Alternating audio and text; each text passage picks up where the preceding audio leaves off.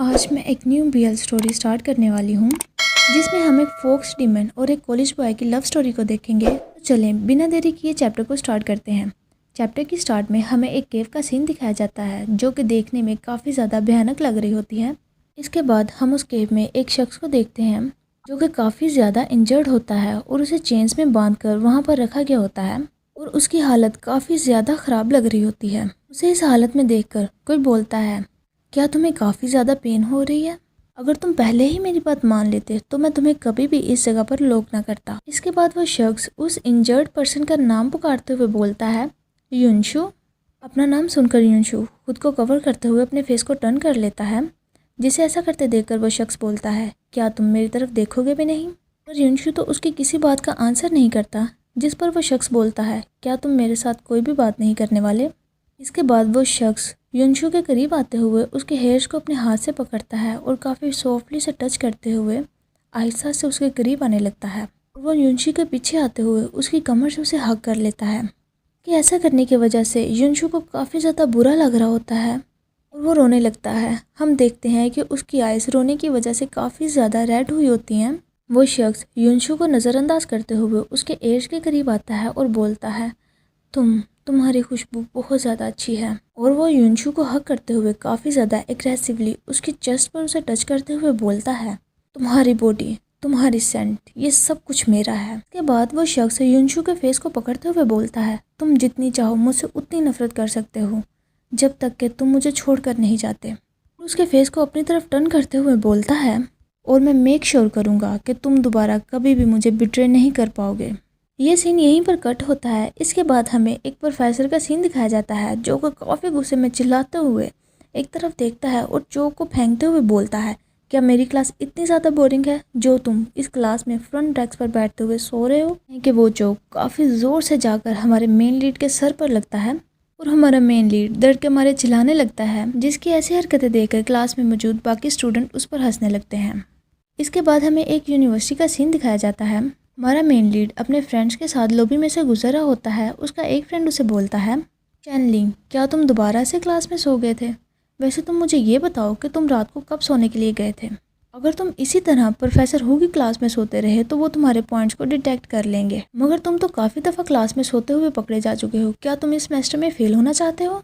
जिसकी ये बात सुनकर उसका दूसरा फ्रेंड बोलता है कि मार्क्स किसी भी एग्जाम में 95% से कम नहीं है, अगर पॉइंट डिटेक्ट हो भी जाएं तब भी ये फेल नहीं होगा। दोनों की ऐसी बातें सुनकर हमारा चैनलिंग हंसने लगता है और बोलता है, नहीं ये सब सच नहीं है। और मन में सोचने लगता है, क्योंकि मैं हमेशा ही नाइटमेयर्स की वजह से रात को उठ जाता हूँ और मेरी हालत काफ़ी ज़्यादा ख़राब हो जाती है, इसलिए अब से मैंने ये डिसाइड किया है कि मैं सारी रात बुक्स पढ़ूंगा ताकि मुझे नींद ना आ सके। इतने में उसका दोस्त बोलता है, तुम्हें इतना ज़्यादा लो फील करने की ज़रूरत नहीं, मैं तुम्हें पहले ही बता चुका हूँ कि इस वीक ग्रुप स्टडीज़ में मेरी जगह पर तुम जाने वाले हो। जिसकी ये बात सुनकर चैनलिंग घबराते हुए मन में सोचने लगता है, क्या नॉनसेंस बातें कर रहा है ये, मुझे काम पर जाना होता है, ये सब करने के लिए मैं कहाँ से टाइम निकालूंगा। इसके बाद वो अपने फ्रेंड्स को कुछ बोलने का ट्राई करता है, मगर हम देखते हैं कि उसके फ्रेंड्स जल्दी जल्दी में वहाँ से जाने लगते हैं और उसे बाय करते हुए बोलते हैं, जैसा कि हमने पहले ही रूल बना रखा है, नेक्स्ट वीक मैं तुम्हें खाना खिलाऊंगा, ठीक है फिर बाय बाय। ये बोलकर वो दोनों वहाँ से चले जाते हैं।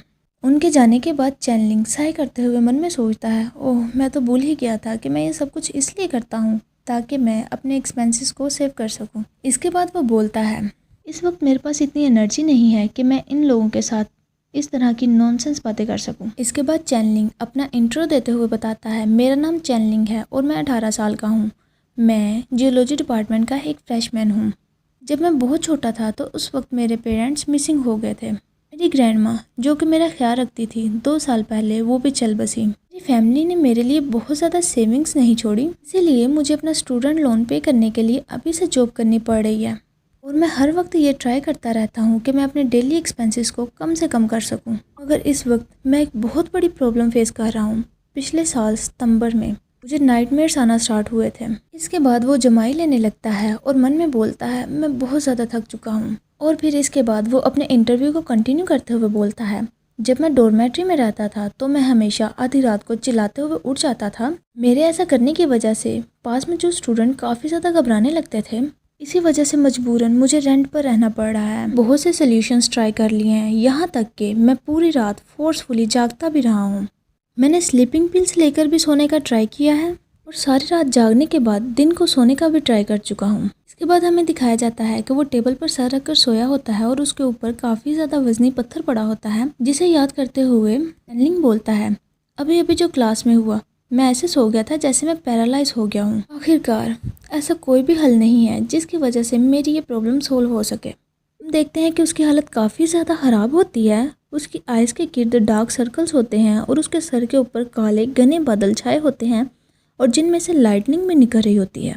और फिर मन में सोचता है, मैंने इस पर थोड़ी रिसर्च तो की है मगर मुझे समझ नहीं आ रहा कि मेरे साथ ये क्यों हो रहा है। मगर सिर्फ एक दफ़ा जब मैं दिन के वक्त थोड़ी देर के लिए सोया था, उस वक्त मुझे नाइटमेयर्स नहीं आए थे। और वो ये सोचते हुए थोड़ी सी स्माइल करने लगता है। इसके बाद वो बताता है, और ये सब कुछ तब हुआ था। ये सोचते हुए वो वहीं पर रुक जाता है। इसके बाद हमें लाइब्रेरी का सीन दिखाया जाता है। चैनलिंग लाइब्रेरी में काम कर रहा होता है। वो बुक्स को उठाते हुए ऊपर वाली शेल्फ पर रखता है। काम करते हुए वो सोच रहा होता है कि मैं बहुत ज़्यादा थक चुका हूँ। मुझे ये भी याद नहीं है कि लास्ट टाइम कब मैं ठीक से सो पाया था। में हम देखते हैं कि जो बुक्स वो रख रहा होता है वो वहाँ से फिसलती हैं और चैनलिंग के सर पर गिरने लगती हैं। मगर कोई शख्स आता है और उसके सर के ऊपर जल्दी से अपना हाथ कर देता है और उसे चोट लगने से बच जाती है। बुक्स उसके हाथ पर लगते हुए दूर जाकर गिरती हैं। वो शख्स जिसने उसे बचाया होता है वो चैनलिंग के पीछे आता है और उसके सर पर अपना हाथ रखकर रब करने लगता है और बोलता है, अभी अभी तुम क्या सोच रहे थे? यहाँ तक कि ये बुक्स तुम्हारे ऊपर गिरने वाली थी और तुमने इसे नोटिस भी नहीं किया। क्या होता अगर चोट लगने की वजह से तुम्हारा छोटा सा ब्रेन काम करना बंद कर देता तो? उसकी ये बात सुनकर चैनलिंग अपने सर को ऊपर की तरफ करते हुए उस शख्स को देखने का ट्राई करता है। जब वो उस शख्स को देखता है तो वो स्माइल करते हुए बोलता है, सीनियर डाइयू। इसके बाद वो काफ़ी ज़्यादा वरिड होते हुए बोलता है, सीनियर डाइयू, क्या आपका हाथ ठीक है? क्या आपको चोट तो नहीं लगी? बोलकर वो घबराते हुए डाइयू का हाथ देखने लगता है, जिस पर डाइयू स्माइल करते हुए बोलता है, मैं बिल्कुल ठीक हूँ, मगर तुम्हारी आइज़ के नीचे तो डार्क सर्कल्स आ गए हैं। डाइयू की ये बात चैनलिंग के सीधा दिल पर आकर लगती है और वो सोचता है, क्या डार्क सर्कल्स? सीनियर ने मेरे डार्क सर्कल देख लिए?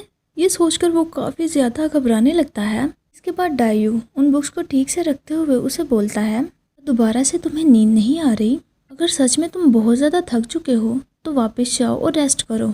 यहाँ का बाकी काम तुम मुझ पर छोड़ सकते हो। जिसकी ये बात सुनकर चैनलिंग डाइयू की तरफ अपने फेस को टर्न करता है और बोलता है, नहीं नहीं, आप ये सब क्यों करेंगे? मैं खुद ही कर लूँगा।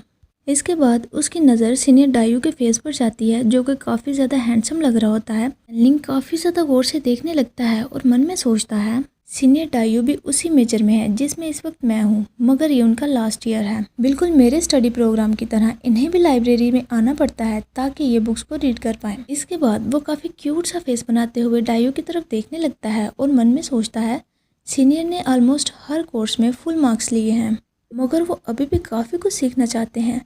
ये थोड़ा सा अब नॉर्मल है, मगर मेरे लिए तो सीनियर में सबसे ज़्यादा स्पेशल बात तो ये है कि वो ये सोच ही रहा होता है कि डाइयू उसके करीब आते हुए बोलता है कि क्या तुम्हें दोबारा से डेजी फील हो रहा है?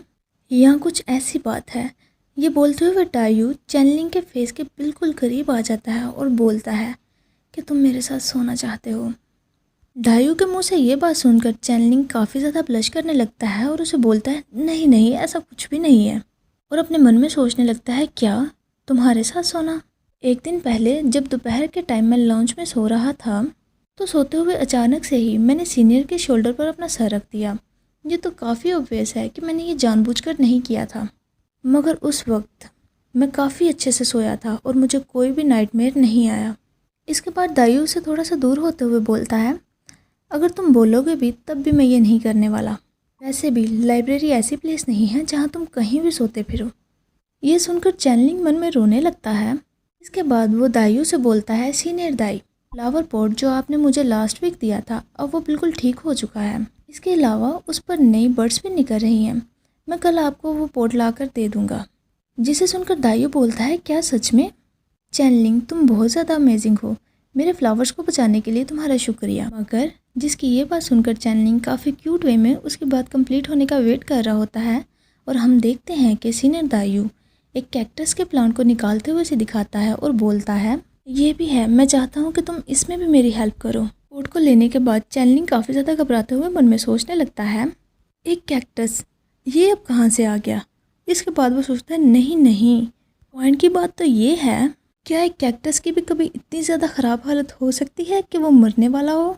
देखते हैं कि डायू तो उसे पोर्ट पकड़ाने के बाद काफ़ी ज़्यादा स्माइल कर रहा होता है।